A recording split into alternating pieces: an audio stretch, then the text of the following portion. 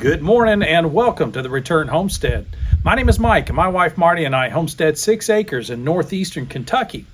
Today we're out here on the front porch. We're taking a look at French doors. So these French doors were very popular at one time, and we want to share with you 4 concerns that we found about French doors that may change your mind about installing these things. First would be the way that the door seals. Are you able to protect yourself from weather and from insects? Next would be security. Are you able to secure that door effectively with a deadbolt so that people can't push their way in easily from outside? The third would be just the cost of replacement parts. We've identified a part on this door that's absolutely astronomically priced, and it's out of line. And then finally would be ventilation. We're looking for some solution that would allow us to put a screen on this door so we can use this big opening to get air into the house. So I'm going to take just a few minutes out of our morning this morning to explain these 4 concerns about French doors to see if it will change your mind.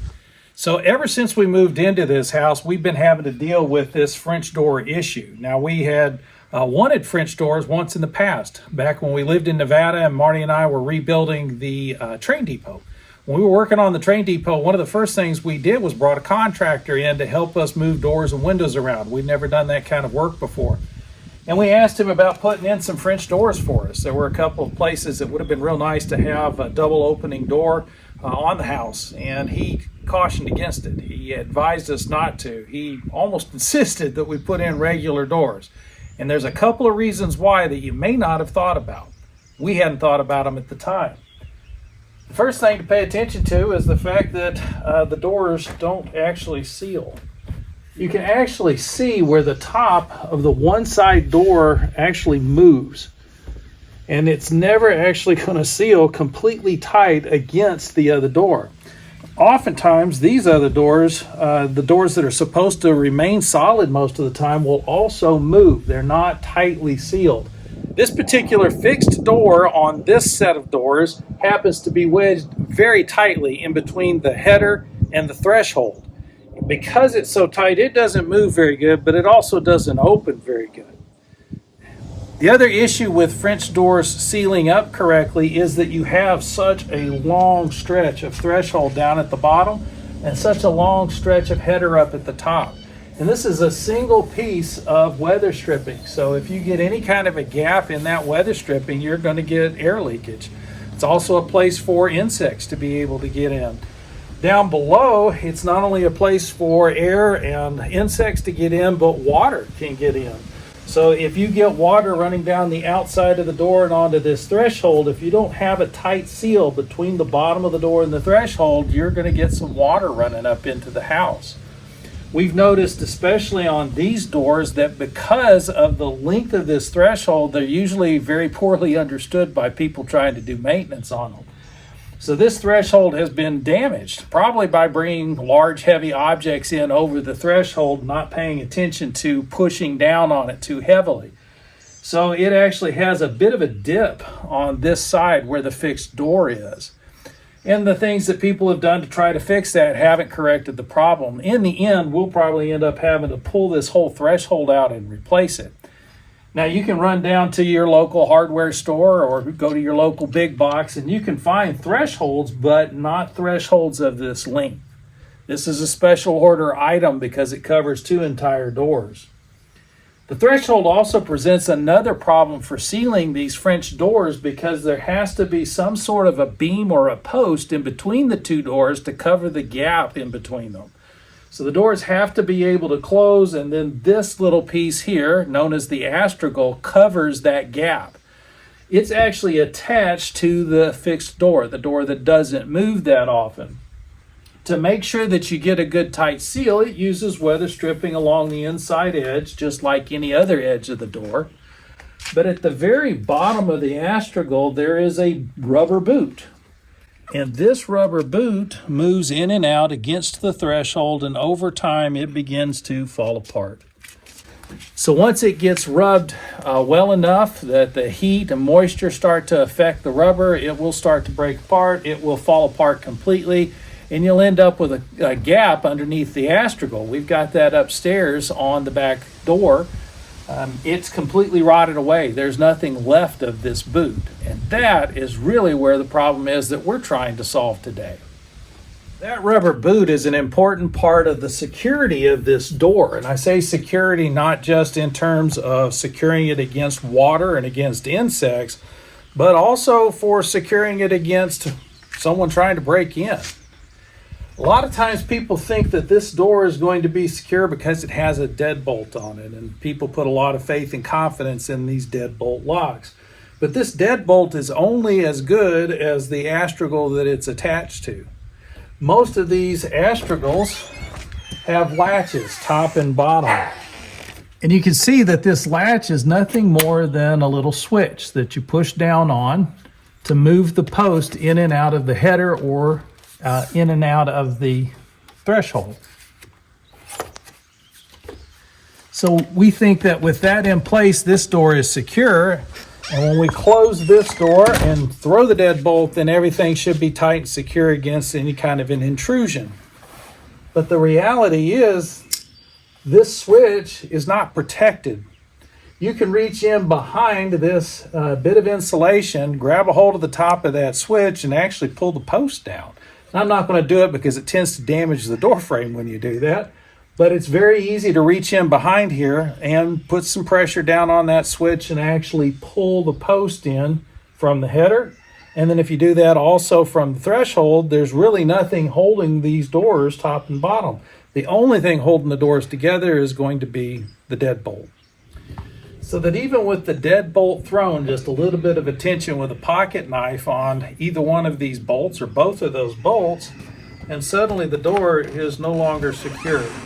And it can easily be opened without having to do anything about the deadbolt. So the two biggest problems that we see here are, number one, security. And we've come up with one solution that we intend to use to improve that level of security, just to make sure that this door can't be opened so easily from the outside.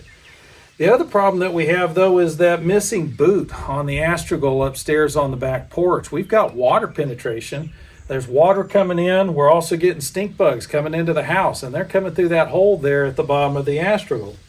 That one's a little bit more difficult to solve. Let me show you how we solve the security problem first. So the real problem with security is not that the bolts don't hold top and bottom, it's that the door can move at all. It shouldn't be possible to move the door if you want a tight, secure deadbolt setup.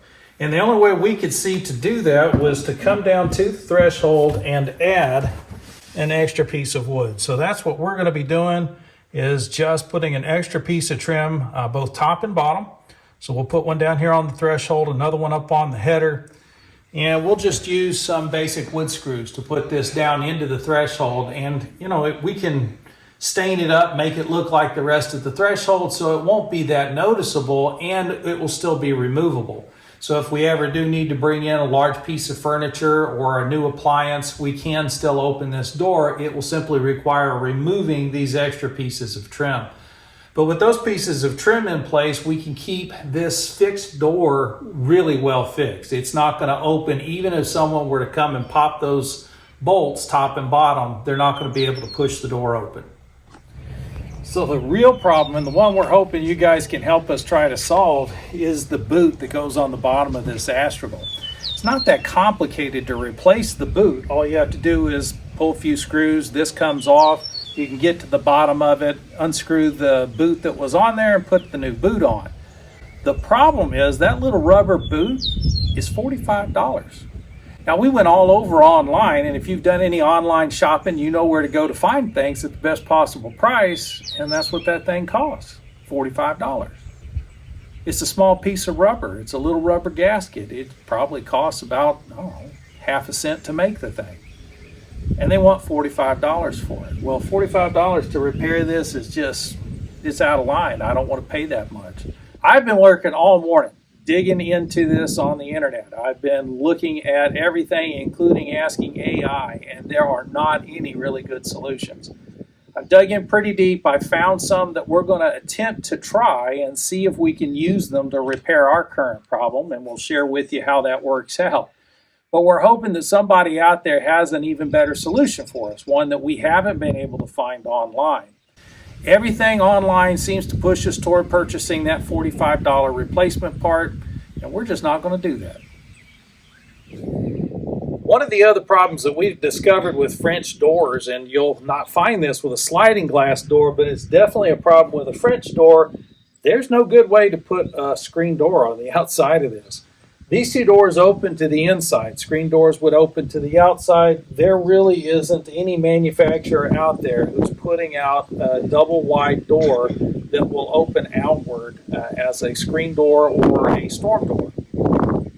We've looked into all of the different solutions, and the only thing we found that looks like it might work are some of the larger screens that have the magnetic strip down the middle that closes behind you when you walk through them. Most of those are just held in place with Velcro and perhaps a couple of little tacks. That's not going to stay in place securely in heavy winds like we've been having from our weather lately. So we're reluctant to try that as an option, so we're still looking for any good solution we can find for putting screens up.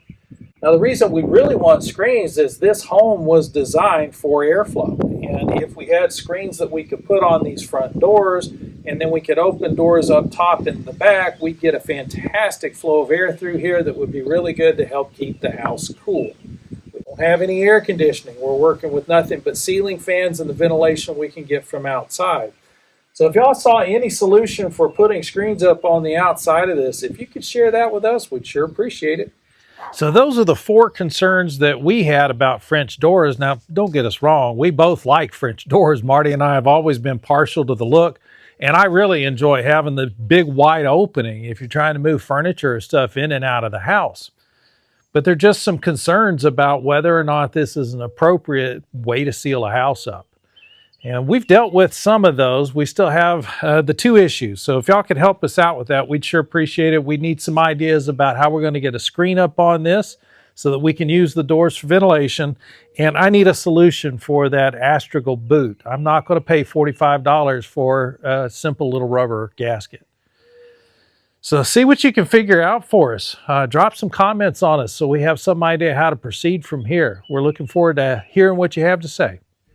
We do appreciate you joining us on the Return Homestead today. If you haven't subscribed to the channel yet, would you do us a favor and just take a quick moment to do that? Just open that window up, hit the subscribe button. While you've got the window open, hit that thumbs up icon. That lets the algorithm know you enjoyed the video and they'll share it out with more people.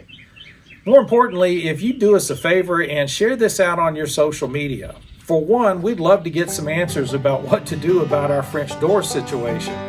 And we'd love to get more people finding out about how they could and should be returning to the land, labor, and life. So if you'll do us that favor and just share this video out with someone on social media, we sure appreciate it. And we'll see you next time.